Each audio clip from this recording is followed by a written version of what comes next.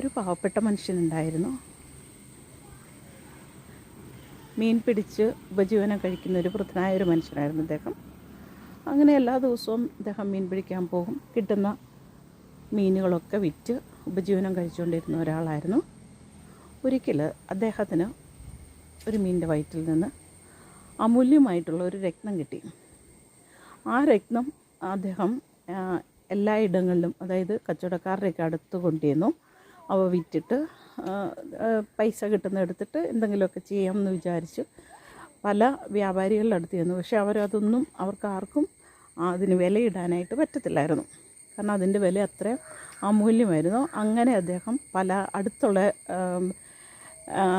രാജ്യത്തിൽ പോയി. അവിടെ ചെന്നപ്പോൾ ആ രാജാവ് പറഞ്ഞു, ഇവിടെയും ഇതിന് മൂല്യമുള്ള പണം അല്ലെങ്കിൽ ധനം എൻ്റെ രാജ്യത്തിലില്ല. ഞാൻ നിങ്ങളോടൊരു കാര്യം പറയാം.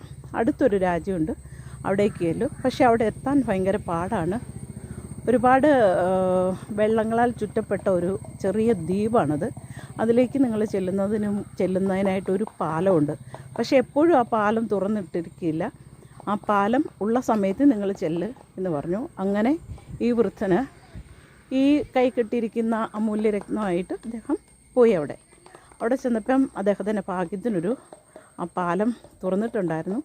ആ പാലത്തിൽ കയറി അദ്ദേഹം അവിടെ ചെന്ന് അവിടുത്തെ രാജാവിനെ വണങ്ങി താൻ വന്ന കാര്യം പറഞ്ഞു കൊടുത്തു.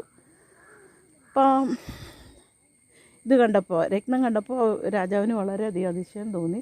അപ്പോൾ രാജാവ് ഇങ്ങനെ പറഞ്ഞു, ഓക്കെ, ഒരു കാര്യം ചെയ്യൂ, ഈ രത്നം ഞാൻ വാങ്ങാം. അതിനു മുമ്പായിട്ട് ഞാൻ പറയുന്ന ചില കാര്യങ്ങൾ ചെയ്യാൻ പറഞ്ഞു. ആദ്യമായിട്ട് ആ രാജ്യത്തിലെ മുഴുവൻ സമ്പത്തും അദ്ദേഹത്തെ കാണിച്ചിട്ട് പറഞ്ഞു, 6 മണിക്കൂർ നിൻ്റെ മുമ്പിലുണ്ട്. അപ്പോൾ ഈ 6 മണിക്കൂറിനുള്ളിൽ നിനക്ക് കയ്യിൽ കിട്ടാവുന്നത്രയും ഇതിൽ നിന്ന് സമ്പത്തെടുത്തുകൊണ്ട് പാലം കടന്നു പോകാം. പക്ഷേ അതിനകത്ത് ഒരു ഉപാധിയുണ്ട്. ഇത്ര വെയിറ്റേ കൊണ്ടുപോകാൻ പറ്റുള്ളൂ. ആ വെയിറ്റ് ഭാരം കൂടിയാൽ ആ പാലം ഒടിഞ്ഞു പോകും.